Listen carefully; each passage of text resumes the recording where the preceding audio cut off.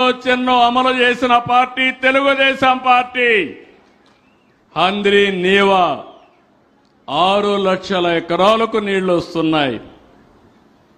అసాధ్యం అనుకున్నారు, సుసాధ్యం చేశాం. 14, 19, 12 వేల కోట్లు ఖర్చు పెట్టాం.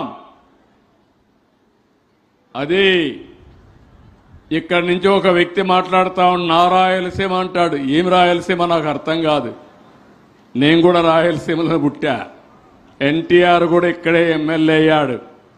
నిజమైన నాయకులం ఇక్కడ ఈ ప్రాంతం కోసం పనిచేసి కడాన పులివెందలకు నీళ్లు ఇవ్వలేకపోతే ఇప్పుడే ప్రసాద్ గారు చెప్పినట్టు మొన్న మనం వచ్చిన తర్వాత పులివెందలకు నీళ్లు ఇచ్చాం. ఇక్కడ గొడ్డలి, పులివెందల్లో రక్తపాతం. ఇక్కడ హంద్రీ నీవా పులివెందలకు నీళ్లు ఇచ్చే పరిస్థితి. అప్పుడే మా తమ్ముళ్ళు యురేనియా ఉరేసుకొని ఎక్కడ ఇది పులివెందల. ఓకే తమ్ముళ్ళు, నాకు అర్థమైంది. దాని మీద చాలా పోరాటాలు చేశాం. ఆ రోజు స్వాగతం పలికి దాన్ని తీసుకొచ్చి పెట్టించిన వ్యక్తులను అడగాను మీరంతా పులివెందల్లో. ఓకే, నేను మాట్లాడతాను తమ్ముడు, తప్పకుండా నేను మాట్లాడుతా. ఏం చేయాలి చేద్దాం. కూర్చోండి. ఇప్పుడు యురేనియం ప్లాంట్ ఉంది. నేను మీకు తీసుకొచ్చింది గూగుల్ ప్లాంట్ తీసుకొచ్చా. ఇంకో కియా మోటార్లు తీసుకొచ్చా. వీళ్ళు తీసుకొచ్చింది యురేనియం ప్లాంట్ తీసుకొచ్చి ఆ ప్రాంతంలో అలజడి సృష్టిస్తూ వాళ్ళ జీవితాలతో ఆడుకునే పరిస్థితికి వచ్చారు. ఇది వాళ్ళు చేసిన పని అని చెప్పి నేను మీకు తెలియజేస్తున్నా. ఇలాంటివన్నీ మనం చూసినప్పుడు చాలా బాధేస్తుంది. ఇప్పుడు మీరు గుర్తుపెట్టుకోవాల్సింది, నిన్న మొన్న మీరు చూశారు, నేను ముఖ్యమంత్రి అవుతానే, మళ్ళీ 4వ ముఖ్యమంత్రి అవుతానే 4,000 కోట్ల రూపాయలతో 100 రోజుల్లో హంద్రీ నీవా కాలువ వెడల్పు చేసి లైనింగ్ చేసి చివరి వరకు నీళ్లు తీసుకుపోవడానికి ప్రయత్నం చేశాం. అనంతపూర్ జిల్లా ఒకటే హామీ ఇస్తున్నాం, ప్రతి ఎకరాకు నీళ్లు ఇస్తాం, ప్రతి ఒక్క చెరువు నింపుతాం. మీ జీవితాల్లో వెలుగు తీసుకొచ్చే బాధ్యత ఈ ప్రభుత్వాన్ని. ఎన్ని సాధ్యం అవుతున్నాయంటే, ఒక పక్క సుపరిపాలన, ఇంకో పక్క సంక్షేమ కార్యక్రమాలు ఫుల్గా ముందుకు తీసుకుపోవడం, ఇంకో పక్క మీరు చూస్తే అభివృద్ధి పైన ధ్యాస పెట్టడం. మనకుండే నమ్మకంతో ప్రపంచంలో వ్యక్తులు కూడా ఇక్కడికి వచ్చే పరిస్థితికి వచ్చారు. ఈరోజు మీరు చూస్తే గూగుల్ వచ్చింది. నేను చెప్పాను ఇప్పటికీ 15 బిలియన్లు అంటే 1,40,000 కోట్లు. ఇలాంటి పెద్ద పెద్ద కంపెనీలు వస్తున్నాయి. ఇంకో పక్క రాయలసీమలో కూడా పెద్ద ఎత్తున మీరు చూస్తే చాలా కంపెనీలు వచ్చే పరిస్థితికి వస్తున్నాయి. కొప్పర్తి, ఓర్వకల్లు ఇండస్ట్రియల్ పార్కులు వస్తున్నాయి. నాకు ఏమాత్రం అనుమానం లేదు, సత్యసాయి జిల్లా రాబోయే రోజుల్లో అభివృద్ధిలో అగ్రస్థానంలో ఉంటుంది. దాంట్లో అనుమానమే లేదు. దానికి కారణం బెంగళూరు ఎయిర్పోర్టు మనకు ఒక వరం. మన రోడ్డు అయితే బ్రహ్మాండంగా ఒక అర్ధ గంటలో 45 నిమిషాల్లో హిందూపూర్ కాన్స్టిట్యున్సీకి వచ్చేస్తారు, మీ పార్లమెంటుకు వస్తారు, సత్యసాయి జిల్లాకు వస్తుంది. లేపాక్షి ఒక ఫార్స్గా చేసి గందరగోళం చేశారు. ఇప్పుడు మళ్ళీ అన్ని సమస్యలు పరిష్కారం చేసి హిందూపూర్ జిల్లా ఒక పారిశ్రామిక కేంద్రంగా తయారు చేసే బాధ్యత ఎన్డీఏ ప్రభుత్వం తీసుకుంటాం. ఎలక్ట్రానిక్స్ హబ్ కింద పెద్ద ఎత్తున పెట్టుబడులు తీసుకొస్తాం. ఏరోస్పేస్ కింద పెద్ద ఎత్తున పెట్టుబడులు వస్తాయి. ఇది కాకుండా ఇంకొక పక్కన ఎక్కడికక్కడ డిఫెన్స్ కారిడార్ కింద పెద్ద ఎత్తున ఇండస్ట్రీలు పెట్టించే పరిస్థితి తీసుకొస్తున్నాం. ఇంకో పక్క గ్రీన్ ఎనర్జీతో ముందుకు పోతున్నాం. సోలార్ విండ్ తీసుకొస్తాం. మీరందరూ కూడా దీన్ని సద్వినియోగం చేసుకోవాలి. నేను మొన్న కూడా చెప్పాను, ఎస్సీలకు ఎస్టీలకు ఒక పైసా ఖర్చు లేకుండా 2 కిలోవాట్లు కానీ 3 కిలోవాట్లు కానీ మీరు పవర్ ఇంట్లో పెట్టుకుంటే, మీ రూఫ్ టాప్లో సోలార్ పెట్టుకుంటే అక్కడి నుంచి కరెంటు ఛార్జీలు కట్టే పరిస్థితి ఉండదు. ఒకవేళ మీకు మిగులు కరెంటు వస్తే గ్రిడ్కి ఇస్తే మీకు అదనంగా డబ్బులు ఇస్తాం. ఒకవేళ మీరు గ్రిడ్కి ఇచ్చిన తర్వాత మీకు అవసరమైతే మళ్ళీ ఎప్పుడు కావాలంటే అప్పుడు తీసుకునే విధానానికి శ్రీకారం చుడుతున్నాం.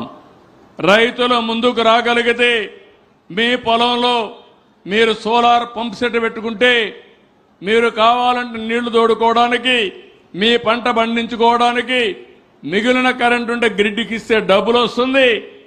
మీ ఇంటికి కావాలంటే వాడుకోవచ్చు, మీ వాహనాలకు కావాలంటే ఛార్జ్ చేసుకోవచ్చు.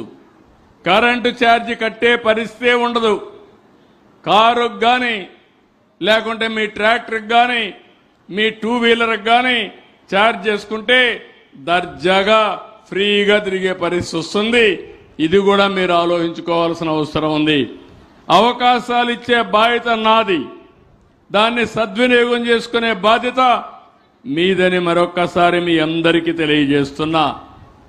గడిచిన 17 నెలల్లో 10 లక్షల కోట్ల రూపాయలు పెట్టుబడులు వచ్చాయి. ఇంకా రాబోయే రోజుల్లో పెద్ద ఎత్తున పెట్టుబడులు పెట్టడానికి అవకాశాలు వస్తాయి. రేపు 14 నుంచి 15 2 రోజులు విశాఖపట్నంలో పెద్ద ఎత్తున ఇన్వెస్టర్స్ సమ్మిట్ ఉంది. అందులో కూడా పెద్ద ఎత్తున పెట్టుబడులు వచ్చే అవకాశాలు ఉన్నాయి. మనం ఇప్పుడు చేసుకున్న ఎంఓయూలు 5-6 లక్షలు వచ్చే అవకాశం ఉందని చెప్పి కూడా నేను మీకు తెలియజేస్తున్నా. ఒక పక్కన మీరందరూ చూశారు, రోడ్లన్నీ పాడైపోయినాయి. బాగుండవలసిన రోడ్లన్నీ గుంతలు దూవే పరిస్థితికి వచ్చారు. ఒక్క గుంత కూడా పూడ్చకపోతే నేను వస్తానే వార్ ఫుటింగ్లో అన్ని గుంతలు పూడ్చి రోడ్లన్నీ రిపేర్లు చేసి మళ్ళీ మీకు ఇబ్బంది లేకుండా చేసిన మాట వాస్తవం అవునా కాదా అని మిమ్మల్ని అడుగుతున్నా. మళ్ళీ వర్షాలు పడ్డాయి, కొన్ని రోడ్లు దెబ్బతిన్నాయి. ఈరోజు కూడా చెప్పే వచ్చాను, రాబోయే రోజుల్లో ఎక్కడ కూడా పార్ట్ హోల్ లేకుండా చేసే బాధ్యత డిపార్ట్మెంట్కి ఇచ్చానని చెప్పి నేను మీకు తెలియజేస్తున్నా.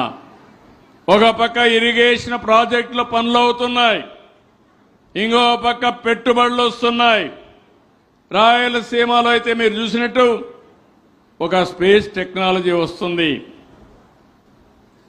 ఆకాశంలో ఏవైతే మనం సెటిలైట్స్ పంపిస్తున్నామో దానికి కేంద్రంగా ప్రైవేటు వ్యక్తులు పెట్టుబడి పెట్టే విధంగా తిరుపతి దగ్గర స్పేస్ సిటీనే తయారు చేస్తున్నాం.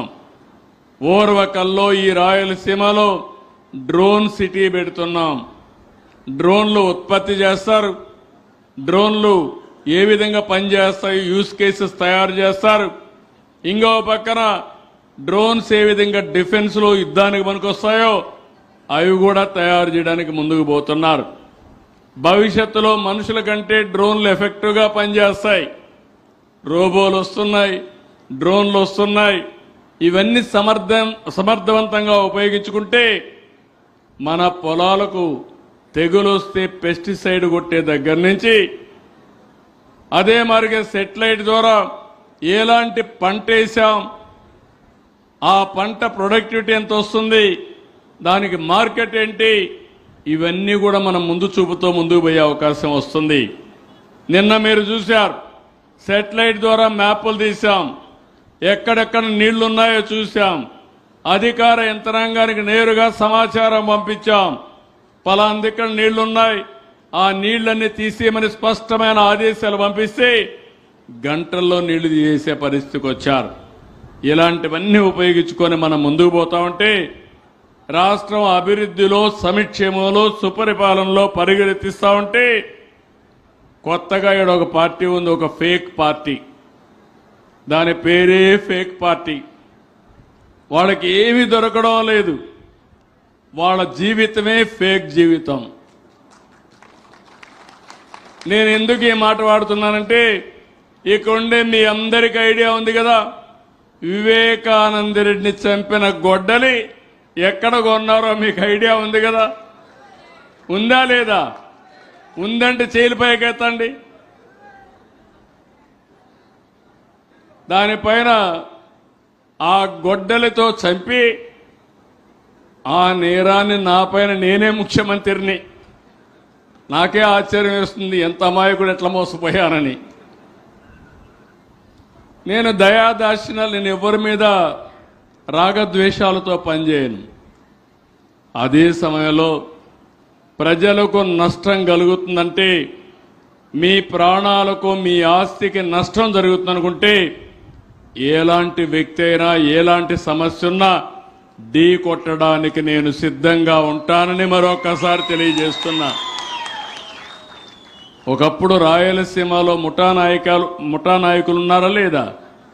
ముఠా కక్షలు ఉన్నాయా లేదా? అనంతపూర్లో హత్య రాజకీయాలు జరిగాయా లేదా? జరిగాయా? ఈరోజు జరుగుతున్నాయా? ఈరోజు ముఠాలు పూర్తిగా అణిచివేసిన వ్యక్తిని పార్టీ తెలుగుదేశం పార్టీ అని చెప్పి నేను మీకు తెలియజేస్తున్నా. మొహమాటంగా కొట్టాం, పార్టీలు చూడలేదు. అదే మరిగా తీవ్రవాద సమస్య. ఆ రోజు నేను ఒకటే చెప్పాను, మీ సిద్ధాంతం కరెక్ట్ కాదు, దీనివల్ల అభివృద్ధి ఆగిపోతుంది, మీరు కూడా జనజీవన స్రవంతికి రండని చెప్పాను. నా మాట వినలేదు. ఆ రోజు మీరు చూస్తే హైదరాబాద్ చుట్టుపక్కల తీవ్రవాద సమస్య ఉండేది, గట్టిగా యాక్ట్ చేశాం. కడాన మీరు చూస్తే తిరుపతిలో 2003లో నా మీద 23 క్లెయిమోర్ మైన్స్ బ్లాస్ట్ చేసి సాక్షాత్ వెంకటేశ్వర స్వామి దిగొచ్చి నా ప్రాణం కాపాడాడు తప్ప ఇంకోటి కాదు. ఇది అసాధ్యం. అయితే నా ప్రాణానికి కూడా నేను ఎప్పుడూ భయపడలేదు. ప్రజల ప్రాణాలు కాపాడడానికి నా ప్రాణాన్ని ప్రణంగా పెట్టాను తప్ప ఇంకొక పక్క